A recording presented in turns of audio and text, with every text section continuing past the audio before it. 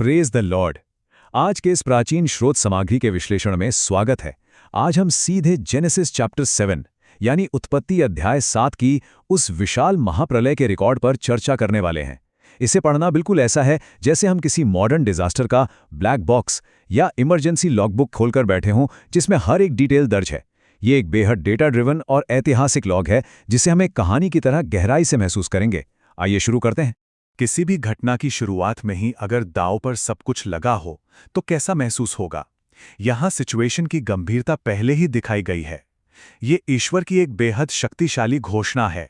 मैंने जितने भी प्राणी बनाए हैं उन सब को मैं पृथ्वी के ऊपर से मिटा दूंगा। ये दिखाता है कि आने वाली घटना कितनी बड़ी और विनाशकारी होने वाली थी।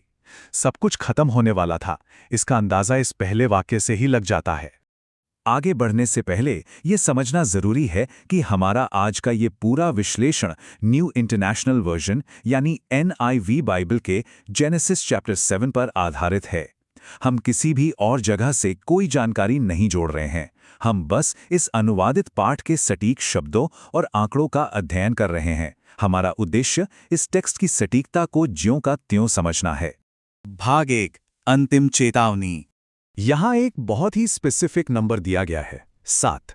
किसी बहुत बड़े तूफान से पहले जैसे मौसम विभाग अलर्ट देता है, ठीक वैसे ही नूह को पूरे 7 दिन की एक आखिरी चेतावनी दी गई थी। ये कोई अंदाजा नहीं था, बल्कि एक सटीक काउंटडाउन था। महाप्रलय शुरू होने से पहले तैयारी के लिए सिर्फ और सिर्फ 7 दिन बचे थे।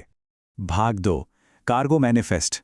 अब जहाज की लोडिंग की बात आती है, जो किसी आधुनिक इमरजेंसी निकासी जैसी लगती है। यहाँ इंस्ट्रक्शंस कितने डिटेल्ड हैं ये देखा जा सकता है। शुद्ध जानवरों और सभी पक्षियों के साथ साथ जुड़े लेने थे ताकि उनकी प्रजातियां आगे बढ़ सकें, लेकिन अशुद्ध जानवरों का सिर्फ एक ही जोड़ा लेना था। ये रैंडम सिलेक्शन नहीं था, बल्कि फ्यूचर को सिक्योर करने की एक प्रॉपर प्लानिंग थी। जानवरों के अलावा जहाज पर चढ़ने वाले इंसानों की लिस्ट भी उतनी ही स्ट्रिक्टली तय थी। सिर्फ नूह, उनकी पत्नी, उनके 3 बेटे शेम, हाम और येपेट, और उन तीनों की पत्नियां, मतलब पूरी दुनिया में सिर्फ 8 लोग। एक पूरी मानव जाति की आबादी के सामने ये एक बेहद छोटा पर सबसे जरूरी सर्वाइवर ग्रुप था। भाग 3, बाढ़ के द्वार खुलते हैं। अब तबाही की शुरुआत होती है। ये टाइमलाइन इस टेक्स्ट का सबसे हैरान करने वाला हिस्सा है। एक लॉगबुक की तरह इस पर ध्यान दे सकते हैं।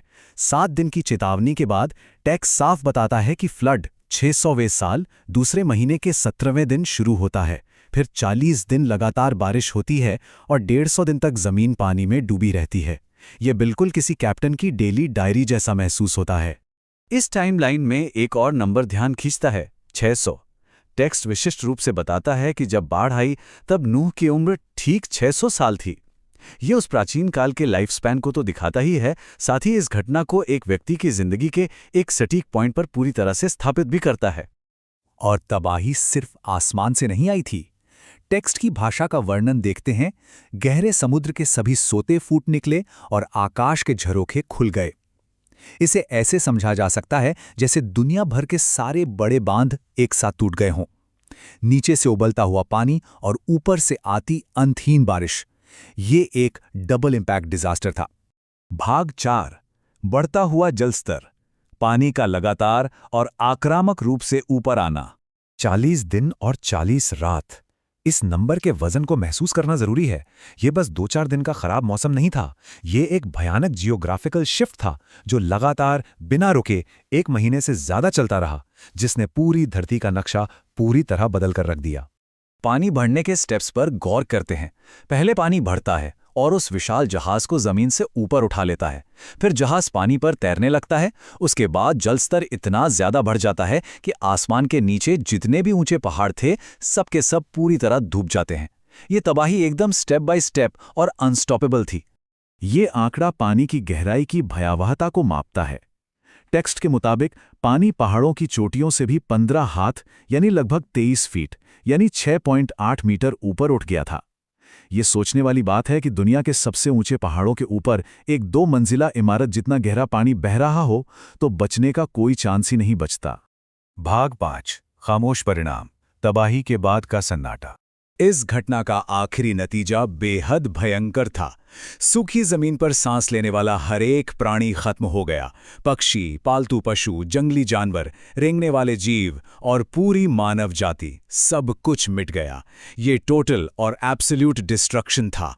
और फिर एक ऐसी लाइन आती है जो रोंगटे खड़े कर देती है। केवल नूह बचा, और वे जो उसके साथ जहाज में थे। उस अकेलेपन की कल्पना की जाए तो एक सिहरन सी होती है।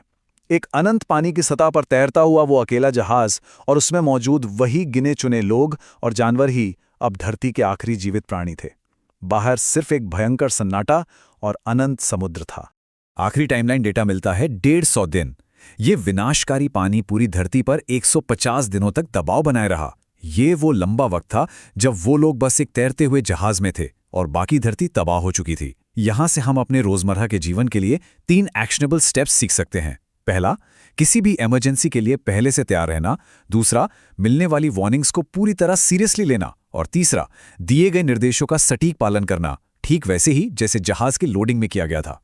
तो आइए सोचते हैं, इन सटीक आंकड़ों, टाइम फ्रेम्स और इतने विशाल स्केल को समझने के बाद इस प्राचीन टेक्स्ट को देखने का नजरिया कैसे बदलता है। ये एक पुरानी कहानी से बढ़कर एक भयंकर और सिस्टमैटिक हिस्टोरिकल रिकॉर्ड लगने लगता है। उम्मीद है आज के इस विश्लेषण ने सभी को इस ऐतिहासिक पाठ पर एक नया दृष्टिकोण दिया होगा। अंत में कृपया करके लाइक, शेयर और सब्सक्राइब करें। आज के सफर में शामिल होने के लिए धन्यवाद।